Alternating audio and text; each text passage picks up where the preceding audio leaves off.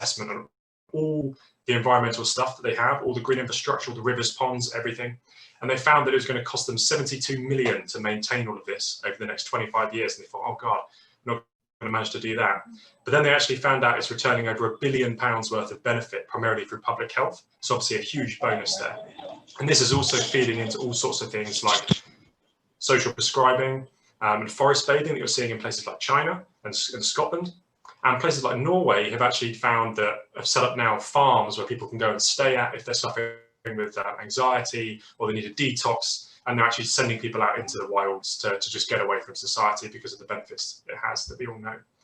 And this is influencing other things too, like the relationship of how we design spaces for caring for people. So we need to think more about, traditionally we've always thought about the patient, but actually now we're thinking more about the people caring for them too. And it's a good example of this is how we use chefs and things like that. Like now we're starting to look at taking chefs out of kitchens and putting them in places where they're visible so residents can see what's going on. Food has a higher quality to it, it's perceived quality, and they've got all the smells and all that type of thing too. So especially in care homes where people are spending a lot of time indoors, this is really valuable. And we're using things like animals and nature and the value that provides for people to be able to see that and engage with that as well. But as part of this, we have to make sure that actually nature can come into our lives. And that's why we're seeing projects like this now. So these are some amazing projects that are being done in Italy and Singapore. The Oasia Hotel in Singapore actually has habitat built all the way up for squirrels and lizards and birds to nest and all that type of thing. And the one in Italy has loads of trees and stuff all over it and is designed off the nearby mountains. This is a care home in Singapore. This is a picture I took from the 13th floor, so the residents all can look out into this amazing landscape or see the city beyond. And when they were designing the hospital in Singapore, they realized that actually we need to get the blood pressure down, and if we can do that, it's got huge benefits for everyone trying to recover from any illness or treatment. And the only way they could design the hospital to do that was to include greenery and the environment. So that's what you can see here. And this has even bled through into other areas. This is the new Changi departure lounge at the Changi airport in Singapore, and this is all built. This is a live picture. It looks animated, but it isn't. This is the new airport lounge, and this is all done to, again, reduce stress. And this is one of my business colleagues, Adam and Andre Davis, behind the recent projects with the Duchess of Cambridge, all about getting people back to nature and designing for children. And the evidence is overwhelming that we need more natural materials and more hands-on stuff when it comes to the environment. And here's an example of one of their projects, a before and after of the same playground. It's unrecognizable. And this obviously has much better benefits for people, but also nature as well. And as landscape architects, we're a bit of an unknown profession, but we basically design the outdoors. That's essentially our job. And this is an example of a drainage system, a traditional one. This is the after picture after some of us became involved. This is my previous practice. And you can see it's got much better value for ecology, visual, and water retention. And this is when they do it even bigger in Singapore. So there's a huge series of rain gardens all around the city, cleaning the water before it gets into a central reservoir, making it clean for people to drink and acting like play areas and parks, and it's much more engaging. But it's not just professionals in other countries that are designing these things. The super trees you'll all have seen are actually designed by a UK landscape architect, Grant Associates, which are based in Bath. So UK landscape architects are playing a huge role globally. And we're even looking at projects around equity. So this is the LA River Revitalization Project in LA, in the US. And this whole project was how do we restructure the city for equity to make disadvantaged communities better connected. And the best solution was to restructure the river system, use that as the corridor for new transport, sustainable links, and give people access to green space in the environment. But it's not just land. The sea is playing a huge role here as well. You'll have seen The Fisherman, if you've seen the premiere, Bren Smith, the Devon Attenborough premiere, Bren Smith. He's behind a huge amount of work in the seas, looking at how we farm kelp and all that type of thing. And we found that if 5% of US coastal waters are farmed using this method, it can employ 50 million people. This is massive. And if 7% of global coastal waters are used, we have the opportunity to remove the entire globe's need for fossil fuels. So this is a huge opportunities area to tackle food, pollution, because it removes nitrates from the ocean, and produce jobs. And post-COVID, this is a huge industry area to start tackling the job losses and start regenerating the planet. And finally, to end on this, and trying to cut my time down a little bit so everyone else has a bit more, but please check out our campaign, #ChooseLandscape, because our profession, we're the ones that are designing a lot of these solutions for the future. We're the ones looking at how we create more sustainable cities, and there are not enough landscape architects. There's a huge shortage of us. There's a huge shortage of planners, architects, and engineers. So one of the biggest challenges that isn't mentioned is actually we do not have enough professionals to deliver a lot of the sustainable things we need to. So we have to drive education and bring more people into these professions. And the #ChooseLandscape campaign is a big part of that. You can see one of our youngest members here, and it's reaching out to various countries around the globe. And as part of this, we have something called the LI Campus, which all of you will have access to for free. I think you have to sign up to the Landscape Institute, which is our professional body. But through this, it's like a Netflix of the environment. You can access training from all of the world experts in forestry, agriculture, and all sorts of landscape architects working all over the world. So please do check that out. And that's my time, I think. So I'll just figure out how to look at the chat. So give me a second. I'll stop sharing. So I don't know if anyone has any questions or anything regarding anything, or Kat, if you have any. Oh, amazing. Yeah, I mean, I've got a whole mind of questions and it was absolutely blowing my mind. The way we're going to work this one, guys, is if you've got questions, please pop them in the chat. And Niall will get to them in the chat. We haven't really got time to have the conversation that we would like to, because we want to make sure you're all ready for the closing remarks. It's going to be really, really energizing and exciting at the end of the day. We've got another brilliant talk, again, around this theme of bringing nature back to ourselves. And Dorothea is going to take us through that. So thank you so much, Niall. Handing over to Dorothea now. Hi, everyone. Please, can you see my screen now? No. How about now? Okay, there we go then. So hi everyone, my name is Dorothea Bekeshi. I'm a landscape architect just like Niall, and I'm currently working in London. And the next 6 minutes, I'm inviting you to a tour in the San Francisco Bay Area, where I worked on a very powerful project in 2017 and 19. That white triangle actually shows our project location. So the San Leandro Creek is located in the border of Oakland and San Leandro. The watershed is a year-round stream in Northern California that runs through Lake Chabot and flows into the San Leandro Bay. It's divided by multiple sections by highways, which will be really important later on this fragmentation. And the project area covers approximately 10 kilometers in Oakland. This San Leandro Creek is known for having been the first site as a rainbow trout hatchery in the world. The site has been also declared as a California historical landmark. The technical experts and students work together with resident leaders in the last 8 years to define a project that starts from a community health perspective and a desire to clean up the neighborhood and get access to this gated off creek.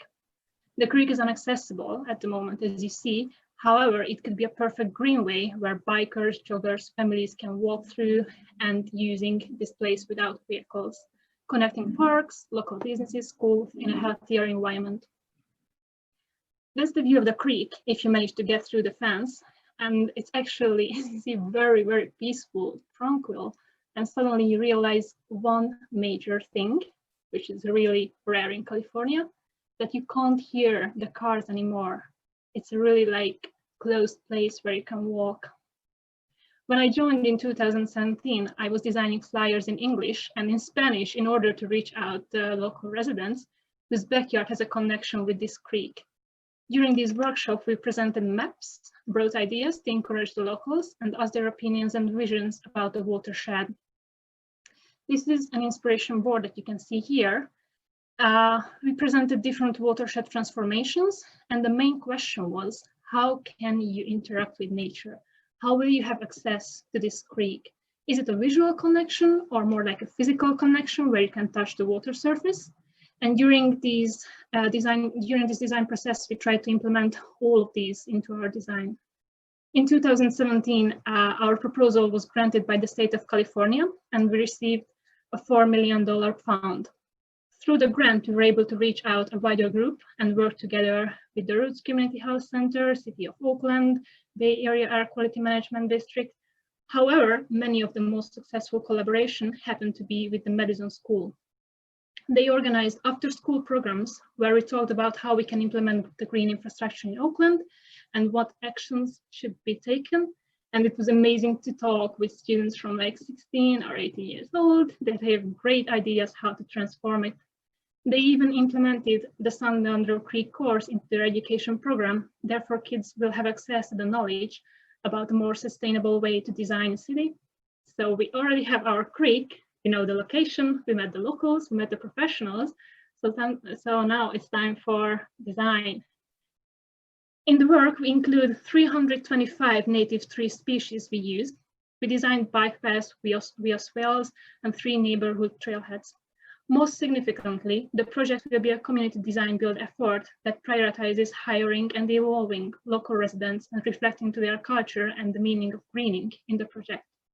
The highlighted areas present different functions. However, I would love to briefly talk about the major challenge, the different sections along the creek. As you see, we have like natural banks, we have constructed and channelized segment of the creek, and we also have a semi-channelized segment closer to the school, which we have different ideas for. So the first one is a natural bank. It shows the Starbucks area, which has 2 roads on both sides. Operating with seating facilities, we have new trees, and we also have information boards about the local wildlife, depends on flora and fauna. The next one is a channelized part where we have the maintenance road on the southern side. The local artists can use their talent and create rainbow trout graffiti along the creek. The railings are created by local gate makers. So we try to involve the locals to actually participate, not just in the design, but also in the construction. And the last one is a relatively sunny maintenance road that goes on the northern side. We have steering stairs where people can actually interact with water. We have a biking road. We have a new path for students going to school because currently they have to go on the highway, on the side of the highway, which is ridiculous, I think. The next one is an abandoned area, the Columbia Road Gardens. We designed a colorful community garden where artists can create their own mural art and plant their own vegetables in colorful planters. Closer to the creek, we placed a barbecue terrace and seating places for gatherings. So we think it could be something that is meaningful for the residents. And this is the last one. Our amphitheater design is waiting for approval by the school, where we can hand out to a local landscape architect studio to design it properly. Kids will have access to the creek, and the boards and seating will provide opportunity for outdoor courses when they can learn about nature using all their senses. We started this urban greening project on San Leandro Creek to restrict the broken and fragmented landscape, and hopefully to plant the seed for a larger restructuring of the city. There are 7 other significant creeks in Oakland. To achieve this transformation adaptation, further watercourse rehabilitation promises to be a good strategic goal. This is the outcome of our project. And like water breaking through rock and concrete, this infrastructure will find its path, and in doing so, set the stage for the more resilient and biophilic city, not just for the future, but for the quality of life that we are building right now. So I'm closing my presentation right now. If you have any questions, please reach me out through my personal contacts. If you have any project-related questions, you can ask me or my project leader, David. And I do hope you enjoyed it. Yeah, this is what we do as landscape architects. If you have any questions, you have to ask me or Niall about the profession. Thank you so much. Oh my goodness, thank you so much. Those pictures were brilliant and you presented amazingly. I think everyone on the call again. So a quick round of applause for Niall and Dorothea. Very nice. We have to move really, really fast, but we've got a super inspirational presentation coming up next, just like all the rest of them. Mawina, can I hand over to you, please? I'm really excited. Okay, I'm going to bounce off. Let me share my screen.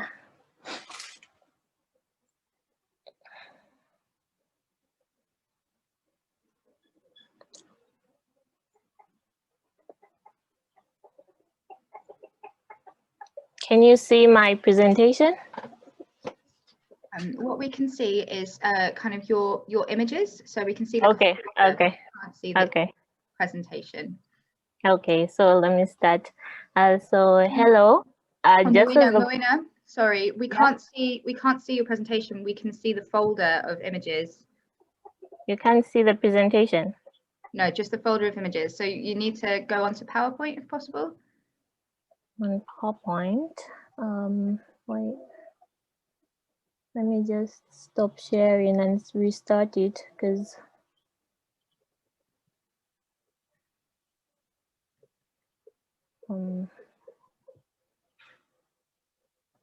No worries. While Marina's sorting that, make sure that you're asking any questions for our landscape architects in the chat. Marina, how are you feeling? How are you doing with the presentation?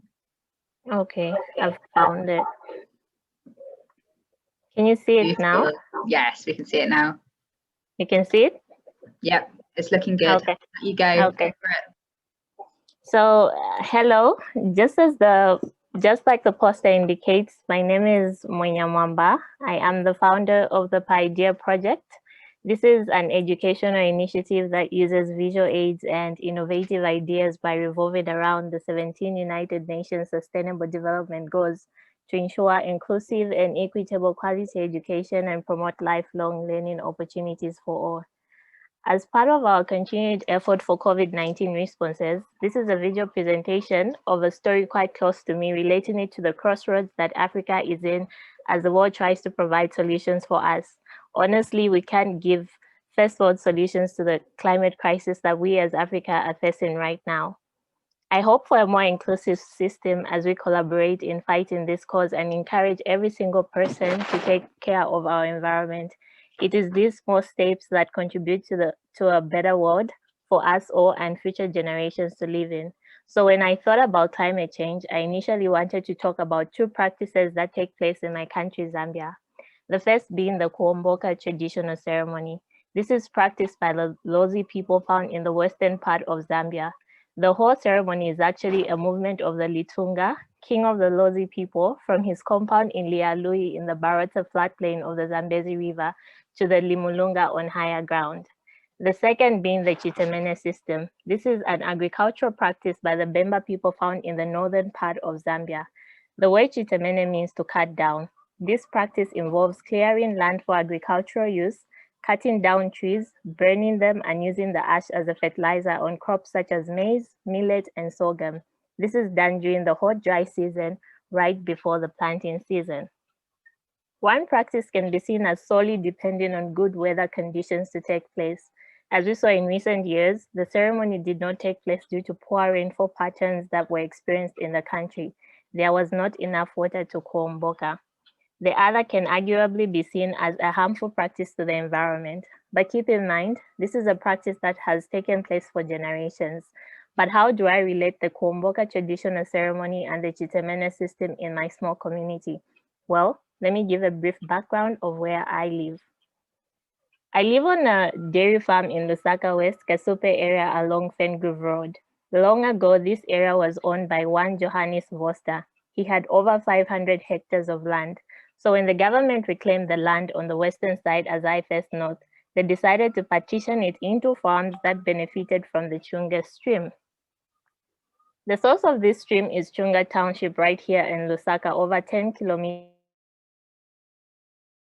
along the way.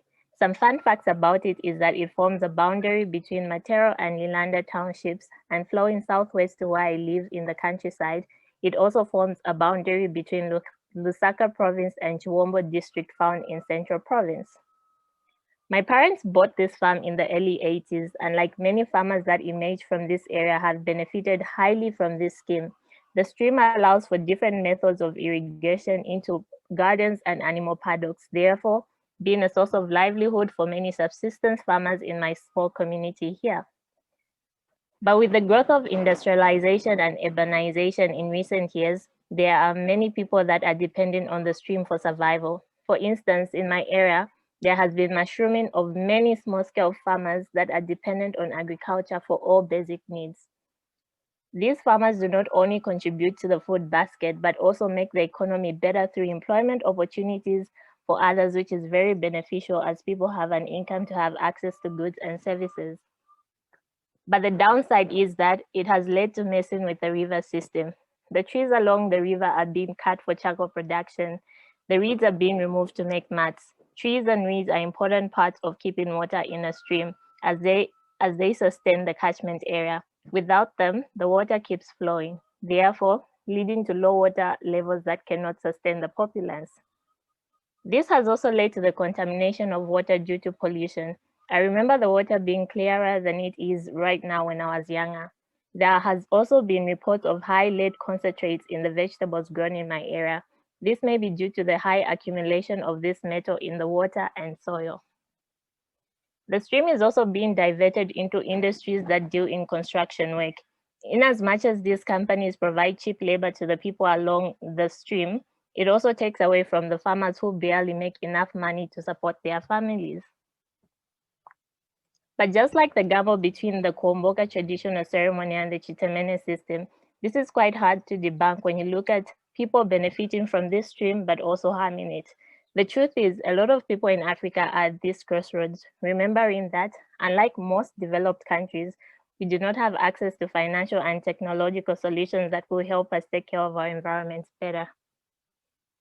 We cannot have privileged and older generational members of our governments in Africa represent the plight of our people during these climate change summits.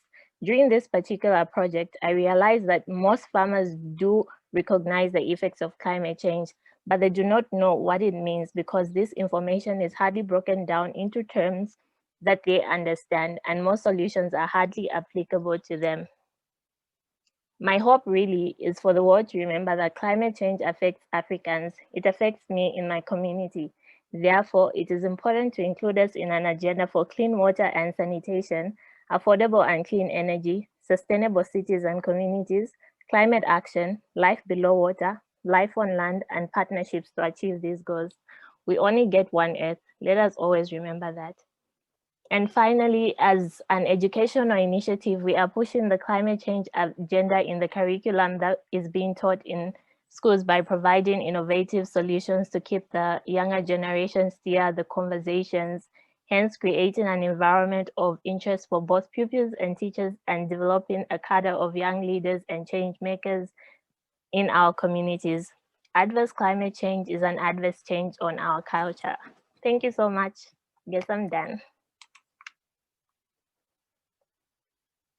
Wow. Amazing. I'm going to hand over to Annie. Annie, do you want to do the rest of the hosting? I think people have heard enough from me, but that was awesome. Please pop your questions in the chat and I'll hand over to Annie. Thanks so much. Who have we got next for our next Pecha Kucha? Sally, I believe. Yes, I think I'm next. I'll just share my screen for you. Have you got that? I think.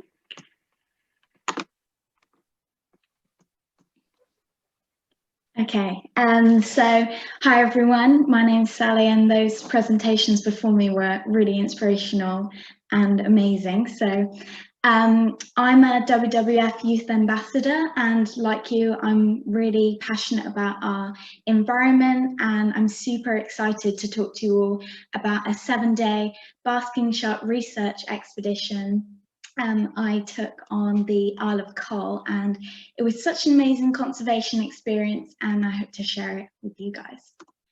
The expedition was based on the Isle of Coll. As you can see at the side, it's a tiny little Inner Hebridean island. It's in Scotland in the UK and it took us 3 hours to get there by ferry, and when we arrived the community was tiny. There's a population of 160 villagers there and you can see the little sheep queuing up at the only shop on Coll called Tesco, and we wild camped on a moor behind this old church, and it's a surprise our tent didn't blow away because the weather was crazy. So in the days we spent our time being flung around a rib boat in the Atlantic Ocean, and I was so pleased with myself that I didn't get seasick really. The swell was 9 meters and the waves were huge, but during the whole week we learned about practical conservation and techniques to study sharks and other animals that we saw on the trip. And it was an amazing experience snorkeling as well, to get up really close to these animals without disturbing them. So throughout the entire week, we were constantly looking out for any signs of wildlife, and most of it we saw when we actually got into the water. So we wore 8mm dry suits, and jumping off the rib was such a surreal experience. I've never done anything like this before, but we snorkeled around the bays and the open ocean, which was really cool. One evening we snorkeled about half a mile around this bay, and it was covered in jellyfish and crabs, and it was so amazing to see this complete biodiversity in the coast. And luckily I didn't get stung because there were so many there. One of the highlights of the trip though was snorkeling with seals, and they were really intrigued, and they played and they splashed all around us as we snorkeled through the kelp forests. These particular seals of coral, they're grey seals and common seals, and they're protected, so can't be disturbed by boats or human interaction, which is amazing in that area. Unfortunately, this isn't one of my photos of a basking shark. We weren't able to get into the water with them because the swell was too high and the waves were just crazy, but we did see the dorsal fins, and we were able to do some conservation and research from this. So the main aim of our trip was to learn about conservation methods and research, as well as understanding threats to endangered species and protection methods. Basking sharks in the Atlantic are classified as endangered, and due to huge amounts of killing in the 1940s to 1970s for their liver oil, they're super endangered, but that's been made illegal now, and now they're a protected species in the Hebrides.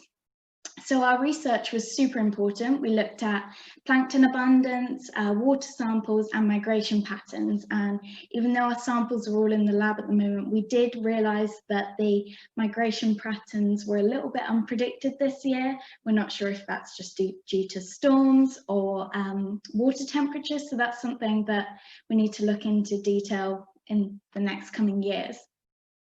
So I feel it's really important to do projects like this, as the more information we gather, the more awareness of the threats, so meaning protection procedures can be put in place.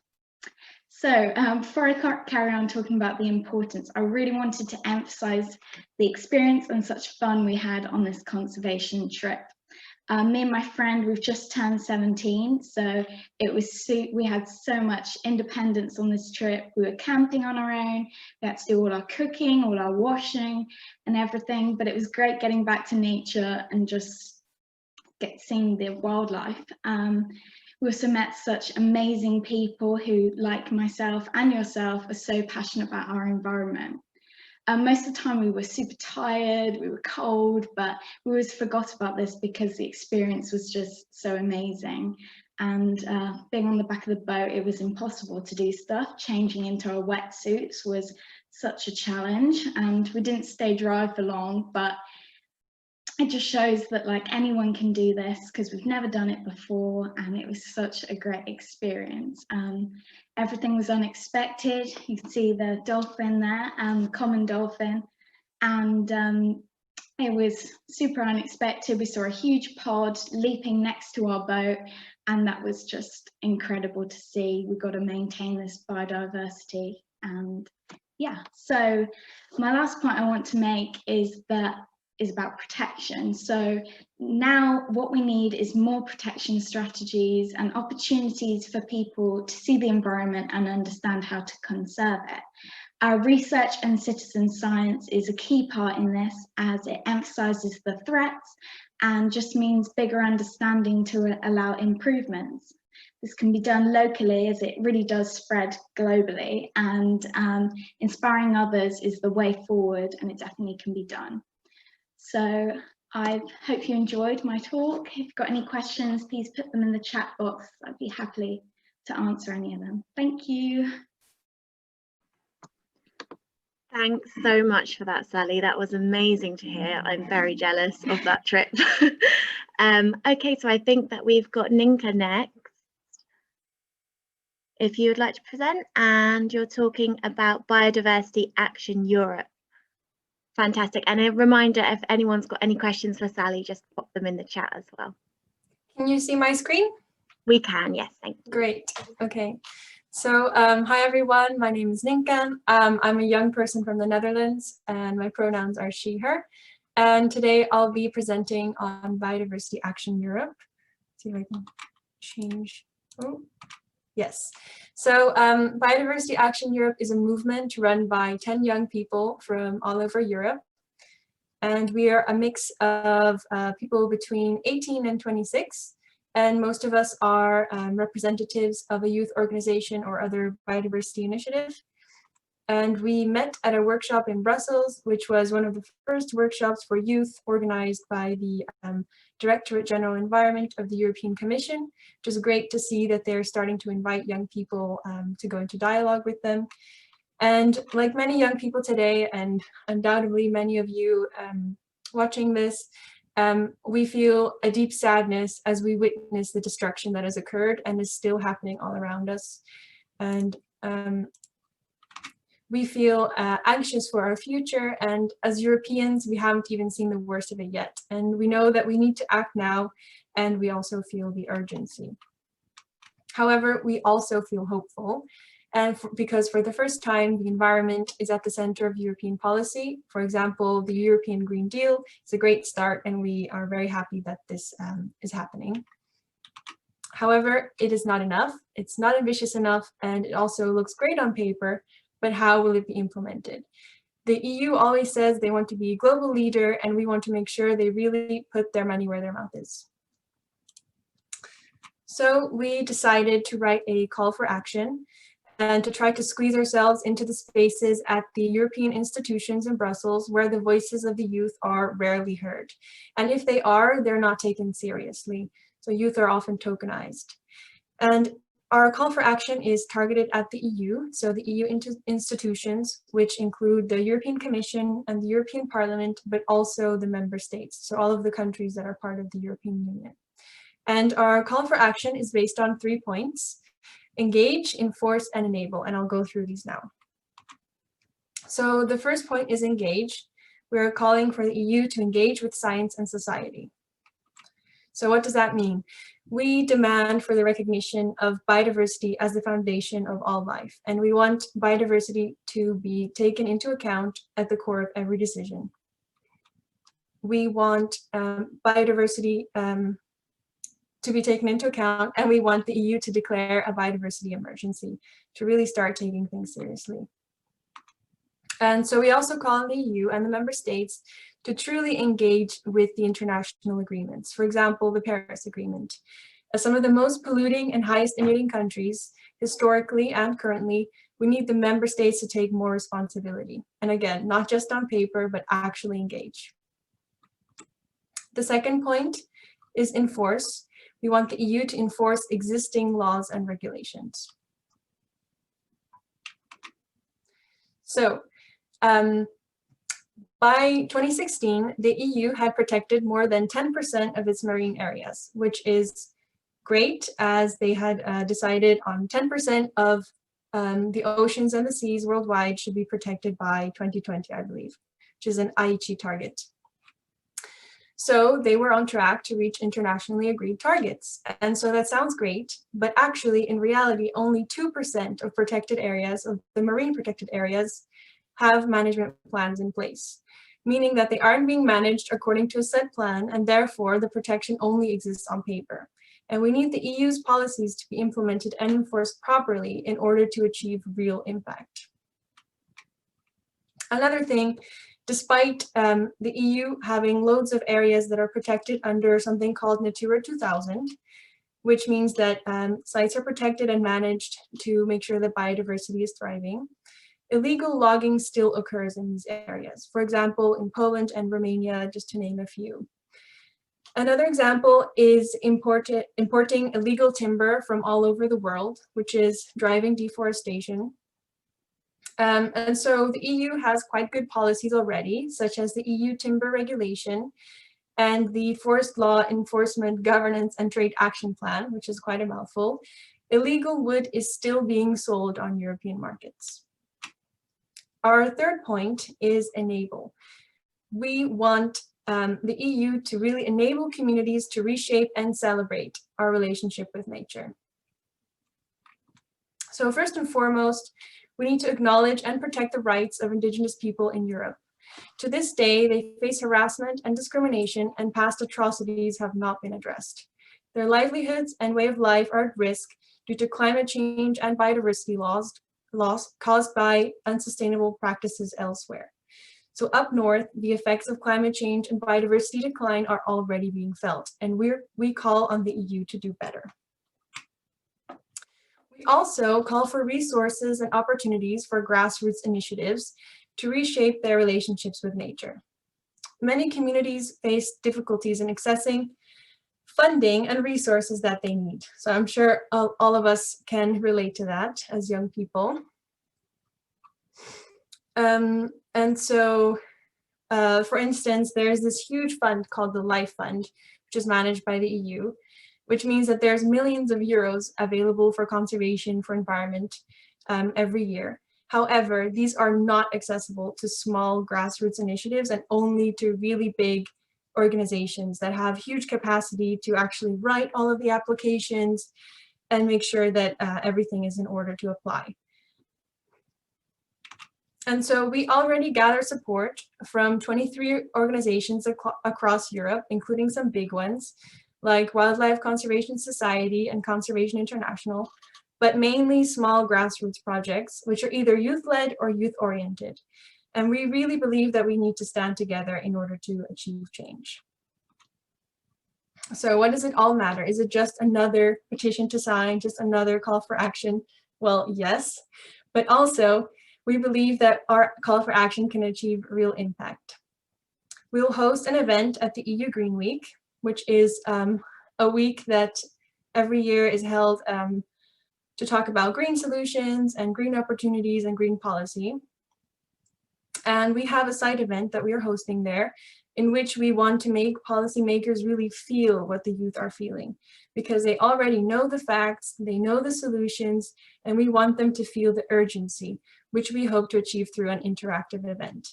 We were also offered the opportunity to meet with the European Commission President, Ursula von der Leyen, and at this meeting, we want to officially hand over all of the signatures that we have gathered. And since our public launch, we already have almost 500, which is really great. And so the way you can help is by visiting our website, which I'll post in the chat in a second, to sign the call either as an individual or on behalf of your organization. So you can display your logo on that big list of logos I just showed. Share it with your friends, follow us on social media, and anyone can sign the call, regardless of age or nationality, because regional policy in the EU has the potential to affect us all, and we're in this together. So thank you for listening. And that was it. Please post any questions in the chat. That was fantastic hearing about that, Ninka. Thank you. So yeah, details are going to go in the chat for us to sign that, share that, and really send out a powerful call to the European Union to engage on these issues. Right, we have got now Lucy, who's going to talk to us about Reserva and the Youth Land Trust. Lucy, are you happy to hop onto the stage?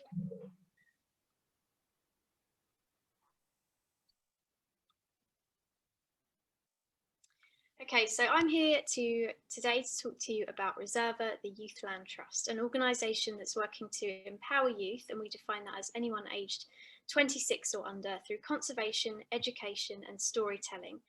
We're teaching kids around the world about the importance of biodiversity and recruiting them to help us on our mission to create a network of entirely youth-funded nature reserves across the globe.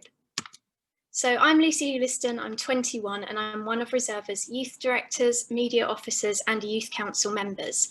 The organisation is led almost entirely by this youth council, which is currently made up of over 50 young people from more than 15 countries.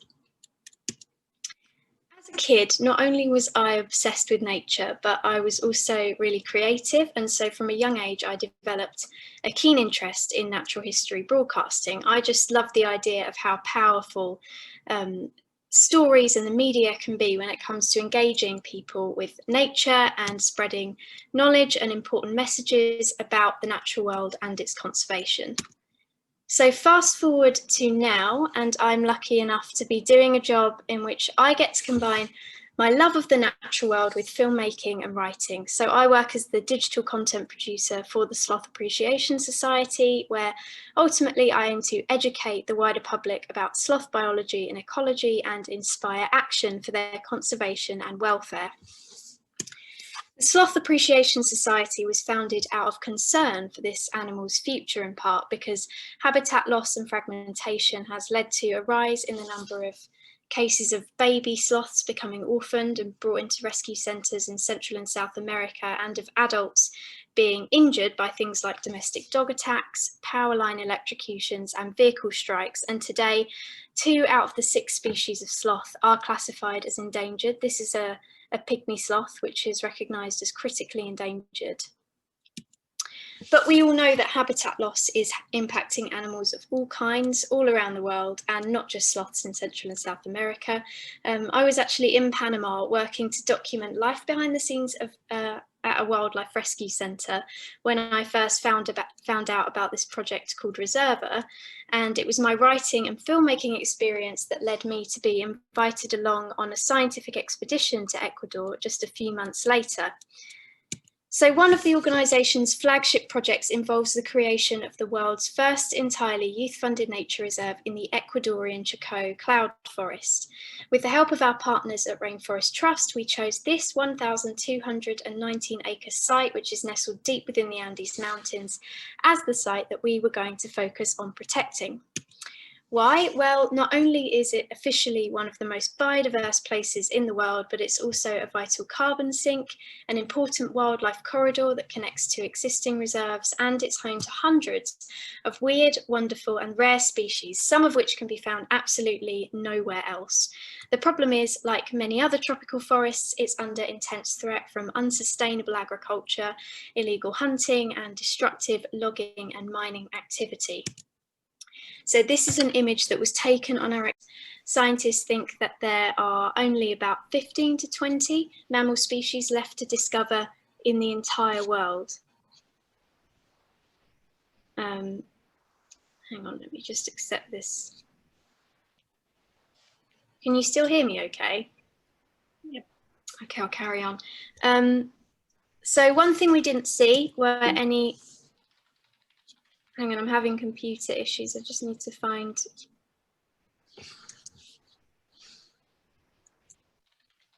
My cursor's disappeared and I'm trying to. There we go. Okay, so one thing we didn't see were any of the Chocó's resident brown-headed spider monkeys, and perhaps because there are only about 5,000 of these left in the wild. This place is crucial habitat for them, as well as a number of other critically endangered species like the brown and chestnut eagle and the endangered Carchi Andes toad. We did, however, get lucky enough to find one of these. It might not look like much, but it is in fact one of the rarest plants in the world and the rarest plant in Ecuador. It's a type of orchid called Phragmipedium fisheri, and it's thought that as few as 10 adult individuals of this species remain in the wild. So Reserva has given myself and many other young people the ability to directly protect biodiversity and fight climate change, as well as inspire other young people to do the same in a uniquely creative, optimistic and collaborative way.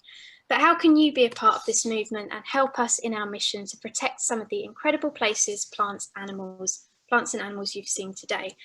Well, as part of our 1 Million Letters campaign, we're calling on youth around the world to write an informal letter describing what they love about nature and urging world leaders to commit to protecting our planet's last wild places.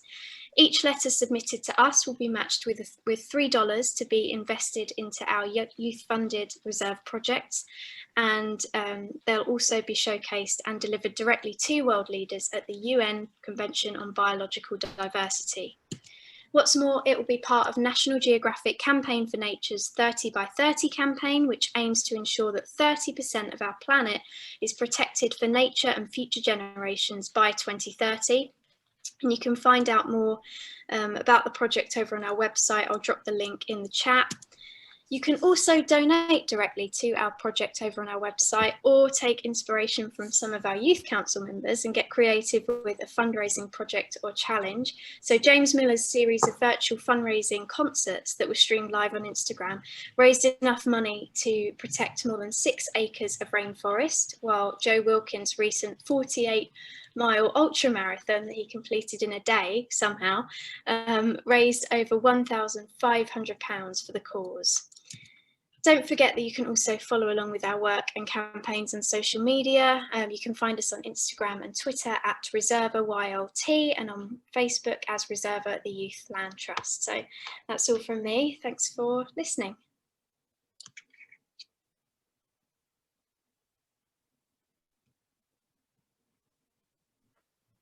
Fantastic. Thank you, Lucy. That was fascinating to hear about. Incredible, vital conservation work that's happening, and what a thing for us all to be able to get involved with.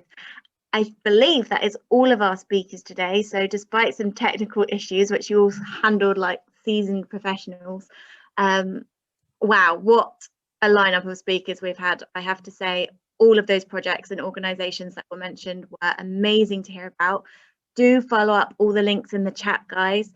And if our speakers could all repost those as well because of our shutdown. So if you could repost any links that you had posted about your work, about your projects, I'm sure everyone on this call is going to want to go and learn more about those.